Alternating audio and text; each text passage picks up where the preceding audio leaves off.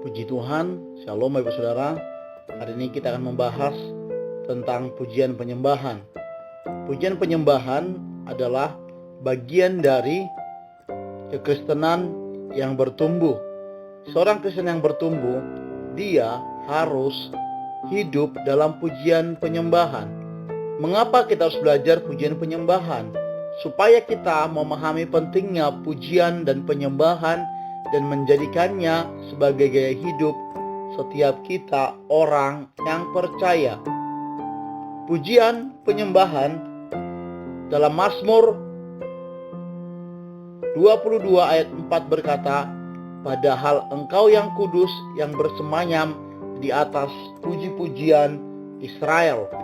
Dalam Kisah Rasul 15 ayat 16 juga berkata, "Kemudian aku akan kembali dan membangun kembali pondok Daud yang telah roboh, dan reruntuhannya akan kubangun kembali dan akan kuteguhkan."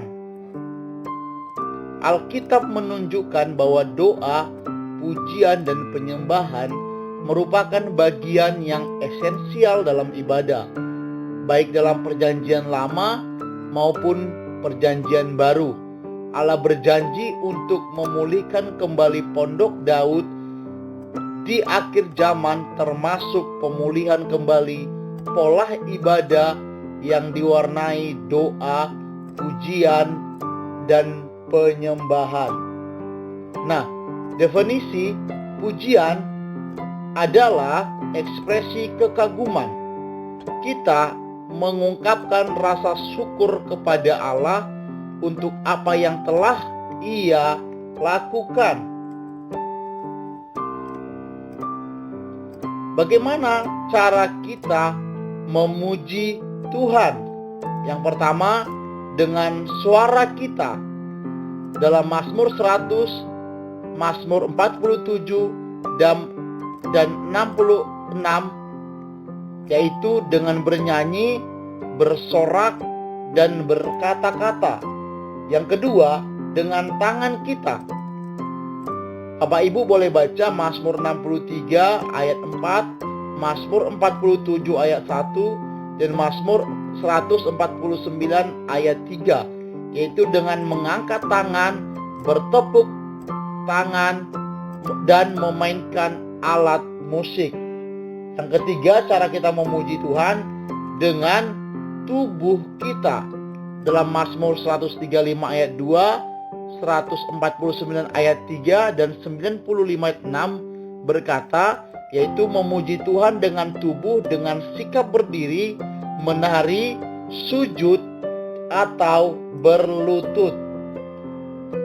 Nah, ada 7 kata Ibrani tentang pujian. Yang pertama, yadah, artinya mengangkat tangan, tanda penyerahan dan pengagungan. Dalam Mazmur 7 ayat 18. Yang kedua, halal, yaitu ekspresi pujian dan penyembahan kepada Tuhan seorang yang bodoh. Mazmur 100 ayat 4a. Yang berikutnya, taudah, mengaminkan perbuatan Tuhan dan mengucap syukur. Saudara boleh baca Mazmur 100 ayat 4a. Yang keempat, yaitu syabat, berarti bersorak dengan nyaring tanpa rasa malu untuk memuliakan Tuhan.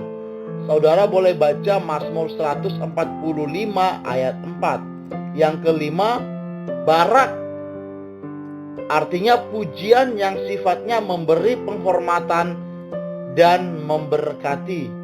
Yang keenam, zamar, yaitu nyanyian nubuatan dengan diiringi kecapi atau alat musik.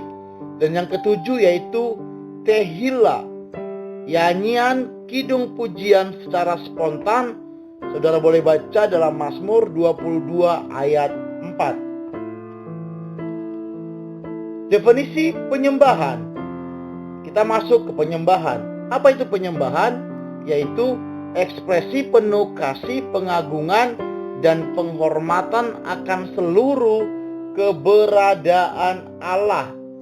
Nah, bentuk-bentuk ekspresi penyembahan kita, yang pertama syakha.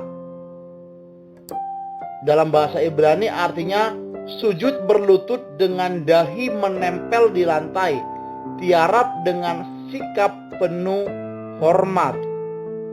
Yang kedua, proskuneo. Dalam bahasa Yunani artinya sikap seperti seekor anjing yang mencium dan menjilat tangan tuannya. Yang ketiga, latreuo. Dalam bahasa Yunani artinya melayani Allah, segala bentuk sikap dan tindakan yang memuliakan Tuhan. Prinsip dalam menyembah Tuhan. Dalam Yohanes 4 ayat 23 dan 24 berkata, tetapi saatnya akan datang dan sudah tiba sekarang bahwa penyembah-penyembah benar akan menyembah Bapa di dalam roh dan kebenaran, sebab Bapa menghendaki penyembah-penyembah yang demikian. Allah itu roh, dan barang siapa yang menyembah Dia harus menyembahnya dalam roh dan kebenaran. Jadi kita harus menyembah Allah dalam roh dan kebenaran. Artinya ada 3 arti. Yang pertama, fokus penyembahan kita adalah Tuhan Yesus.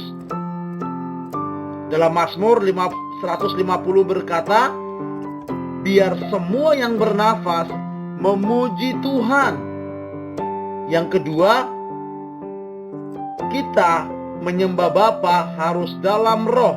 Artinya menyembah Bapa dalam roh adalah kita menyembah Bapa dalam roh. Paulus pernah berkata, aku berdoa dengan rohku, aku berdoa dengan akal budiku, lalu aku menyanyi dengan rohku, lalu aku bernyanyi dengan akal budiku. Di sini dibedakan antara menyanyi dengan roh dan menyanyi dengan akal budi. Menyanyi dengan akal budi sering kita lakukan melalui lagu-lagu yang kita mengerti. Tetapi bagaimana menyanyi dengan roh? Perhatikan, waktu seseorang penuh dengan Roh Kudus atau dibaptis dengan Roh Kudus, manifestasi Roh Kudus, ia berkata-kata dalam bahasa roh, dan Roh Kudus membantu ia dalam berdoa dan menyembah sehingga bisa berbicara secara pribadi dengan Tuhan. Menyembah di dalam roh juga menjadi suatu bentuk ekspresi perasaan kita terhadap Tuhan. Yang ketiga, menyembah Bapa harus dalam kebenaran. Artinya, menyembah Bapa dalam kebenaran, kita harus kudus. Sebab firman Tuhan berkata, tanpa kekudusan tidak ada seorang pun yang dapat melihat Tuhan. Artinya tanpa kekudusan kita tidak bisa mengalami hadirat Tuhan.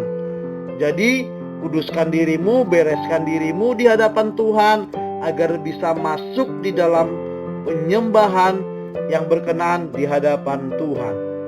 Saudara, apa dampak pujian dan penyembahan? Yang pertama, mendukung pertumbuhan rohani. Yang kedua, mengalami pengurapan Roh Kudus. Yang ketiga, memelihara keintiman dengan Tuhan. Jadi saudara, saya mau ajak kita semua supaya menghidupi doa pujian penyembahan. Alkitab mencatat bahwa Tuhan Allah bertahta di atas pujian umatnya.